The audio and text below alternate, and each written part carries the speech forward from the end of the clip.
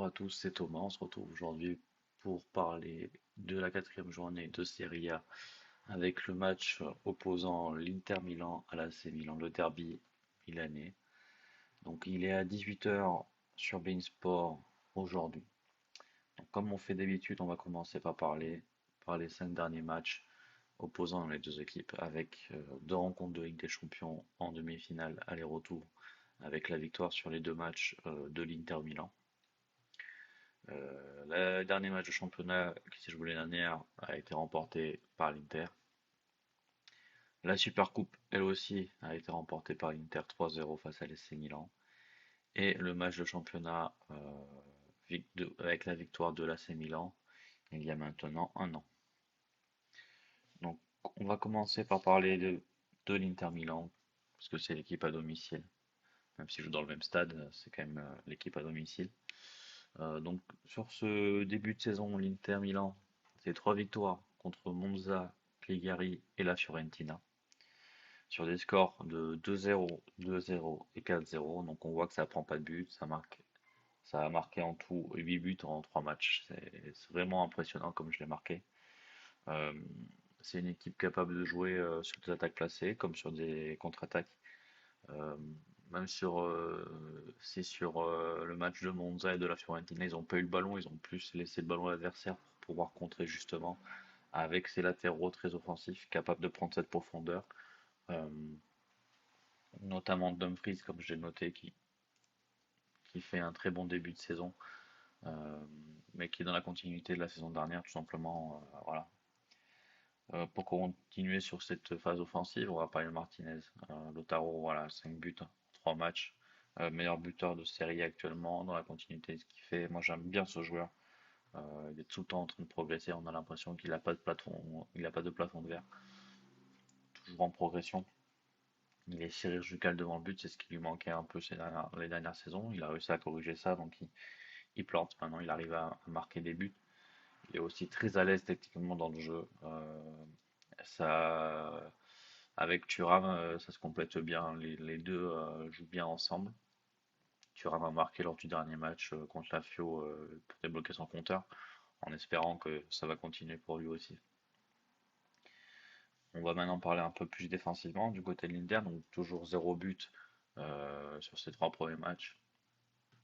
Que dire de la défense de l'Inter avec Darmian, De Vrij et Bastoni. C'est 3 joueurs très complémentaires, c'est une défense à 3. On voit qu'ils sont très solides avec un bon repli des latéraux. On pourrait croire dans un 3-4, dans un 3-5-2 que les latéraux oublient leur rôle défensif, mais absolument pas. Ils viennent très bien resserrer en 5-3-2 sur des phases défensives. Mais ce qui est aussi la plus grande force de l'Inter, je trouve, c'est vraiment à la perte de balle, ce pressing où dans les 1 à 2 secondes après la perte de balle, il réussit à récupérer ce ballon en fait. Ça déclenche très vite, c'est très physique sur l'adversaire et ça fait pas de faute et quand ça récupère le ballon très haut, mais derrière ça se transforme en occasion de but. Il y a pas, voilà, c'est le jeu de l'Inter, c'est très intéressant. Mais on va aussi faire un petit parallèle sur le recrutement que je trouve très intelligent de l'Inter Milan. Ça n'a pas dépensé beaucoup d'argent. On peut le voir avec Sommer par exemple aux alentours de 6 à 7 millions. Thuram gratuit, Quadrado gratuit aussi. On a eu le prêt de d'Arnautovic aussi offensivement. On a aussi les recrues de Danny Claesen en fin de mercato gratuitement. On a eu l'achat de Pavard pour 30 millions. Donc ça a dépensé intelligemment. Et ça a recruté sur les départs de l'année dernière, notamment avec Skriniar qui est parti libre au PSG, avec le retour de prêt à Chelsea de Lukaku. Mais je trouve que ça n'a pas perdu au change. Donc voilà pour du côté de l'Inter. On va passer du côté de l'AC Milan. Donc l'AC Milan, c'est pareil, 3 matchs, 3 victoires contre Bologne, le Torino et la Roma, avec sur le score de 2-0 contre Bologne, 4-1 contre le Torino et 2-1 contre l'AS Roma. Euh, Pareil, ça marque des buts, ça en prend aussi. Bon, sur lui de la Roma, Maignan il peut rien, c'est une frappe contrée qui le trompe.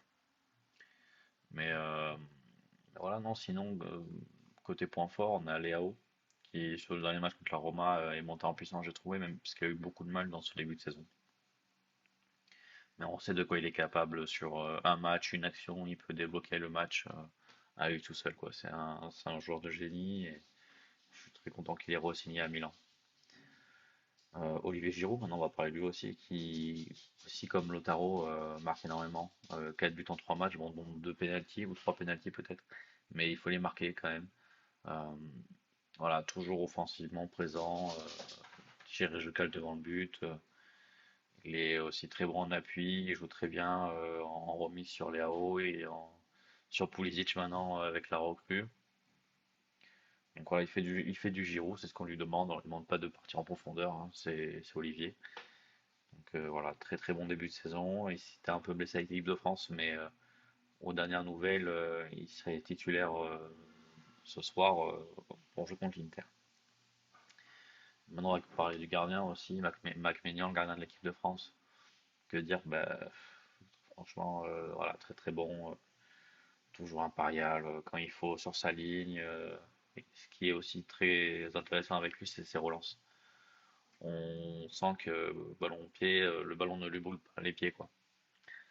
Donc voilà, et on sent beaucoup de sérénité se dégageant de lui. Donc voilà, toujours dans les bons coups Maignan et sur les 2 buts qu'ils prennent, il peut pas grand-chose à chaque fois. Maintenant, on va parler des côtés. Je trouve que c'est vraiment un très gros point fort de l'AC Milan, notamment avec le recrutement de Pulisic, qui apporte voilà, énormément de vitesse et de percussion sur le côté droit, c'est qui manquait un peu l'année dernière, parce que l'année dernière, ça passait beaucoup sur le côté de Leao, le côté gauche, et ça délaissait vraiment ce côté droit un peu. Mais là, avec cette recrue-là, je trouve que ça matche vraiment bien à l'AC Milan. Et un peu plus bas, on a Théo, côté gauche, avec Leao, ils se connaissent depuis 2-3 ans maintenant. Ça joue toujours très bien ensemble, ça dédouble, c'est très offensif, ça sait lâcher le ballon quand il faut. Voilà, Théo, on connaît ses qualités offensives, ça frappe, ça marque, ça peut centrer, ça peut délivrer des centres précis sur les têtes de Giroud et Leao. Donc très très très très bien. Et côté droit, le capitaine Calabria, qui je trouve fait un bon début de saison. Très précis dans ses centres toujours, très bon défensivement aussi, parce que c'est quand même le rôle principal des latéraux. Très bon défensivement. Mais il apporte aussi offensivement avec Pulisic, je pense que ça peut faire une bonne paire cette saison. Et les côtés de l'AC Milan, c'est vraiment le danger principal. Euh, et comme l'Inter joue en 3-5-2, voilà, il y a de la place côté, derrière les latéraux, il y a de la place. Et les côtés peut être une solution de l'AC Milan. Et dernière chose que j'ai noté aussi, c'est qu'il y a beaucoup de joueurs qui montent pendant les phases offensives de l'AC Milan. Ça veut dire que au lieu qu'il y ait 3-4 joueurs, voilà, les 3 offensifs plus le buteur, mais il y a aussi un ou deux milieux qui se projettent, les 2 latéraux qui se projettent, et tout de suite ça fait un nombre, et ça fait un surnombre offensif, et ça crée du danger. Voilà. Mais en même temps, ils ont des joueurs quand même qui sont très rapides, et du coup qui arrivent à revenir sur des parts de balles. Voilà. Même si côté l'Inter, ça va aussi vite avec Dumfries et Di Marco sur les côtés. Euh, Côté Milan, c'est pas en reste, hein. Vraiment, ça va être un match, je pense, intéressant à voir. Peut-être un peu fermé au début, mais je pense que ça peut se débloquer quand même avec des sports individuels de certains joueurs. Donc, pour finir, on va parler des compositions probables des deux équipes. Donc, ce que je vous ai mis à l'écran, c'est pour les compositions de leur dernier match. Donc, l'Inter, c'était contre la Fiorentina et l'AC Milan, c'était contre la Roma. Donc, on va commencer par l'Inter, donc en 3-5-2, comme je vous l'ai expliqué, avec Sommer dans les buts, Darmian, De Vrij et Bastoni en défense centrale. Dumfries et Di Marco dans ce rôle de piston. Barella et Mkhitaryan dans ce rôle un peu plus de défensif, de 6-8 on va dire. Et Çalhanoğlu en poste de numéro 10, vraiment un cran plus haut que ces deux milieux. Capable de faire le jeu, de marquer, très bon sur coup de pied arrêté. C'est une force aussi de l'Inter, les coups de pied arrêtés. On n'en a pas trop eu de ce début de saison. Avec un tireur comme Barella et Çalhanoğlu, voilà, c'est des très très bons tireurs de coups de pied arrêtés. Et devant, la paire Martinez-Thuram, très complémentaire. Je pense qu'au fur et à mesure de la saison, ils vont commencer à mieux se connaître et à mieux jouer ensemble. Et ça peut être un cocktail explosif énorme pour l'Inter. Donc en termes de changement, je ne pense pas qu'il y ait de changement. Il y avait eu une blessure pendant la trêve, il n'y a pas de suspendu. Donc voilà, et il y a des changements qui peuvent avoir lieu. Arnautovic qui peut rentrer, Quadrado aussi qui peut rentrer sur un côté. Il y a toujours du choix à l'Inter et c'est ce que je trouve impressionnant, c'est que même si on fait rentrer des joueurs, on n'y perd pas en qualité. Maintenant, du côté de l'AC Milan, on est sur un dispositif un peu plus normal en 4-2-3-1 avec du coup McMahon dans les buts, Théo Hernandez et Calabria sur les côtés, Tomori et Thio en défense centrale. Donc Tomori qui est suspendu pour ce match-là. Euh, Si Kalulu n'est pas blessé parce qu'il est incertain, je pense que c'est Kalulu qui jouera en défense centrale. Mais sinon, c'est une bonne question. Qui peut jouer en défense centrale dans cette équipe de Milan? Je sais pas trop. Ensuite, on joue avec deux postes de numéro 6 avec Krunic et la recrue de Chelsea, le Loftus-Cheek, qui fait un bon début de saison, mine de rien, très très offensif, qui apporte ce surnombre-là que je disais juste avant. Un bon joueur, une bonne recrue. Ensuite, Leao et Pulisic sur les côtés offensifs. Euh, voilà, on connaît les qualités de Léo, on connaît les qualités de Pulisic. Il a peu joué ces dernières années à Chelsea, mais c'est quand même un joueur très rapide, très vif. Manque un peu ce dernier geste, faut toujours, voilà, c'est un peu son inconvénient. Mais j'ai l'impression que cette année, il peut faire vraiment du mal. Et je pense qu'il s'est amélioré aussi dans ce domaine-là qui est la finition. En numéro 10, on retrouve Reginders. Voilà, je ne vais pas vous mentir, je connais pas trop bien ce joueur. Donc, j'ai pas trop à en dire pour ne pas dire de bêtises. Et pour finir, Olivier Giroud devant.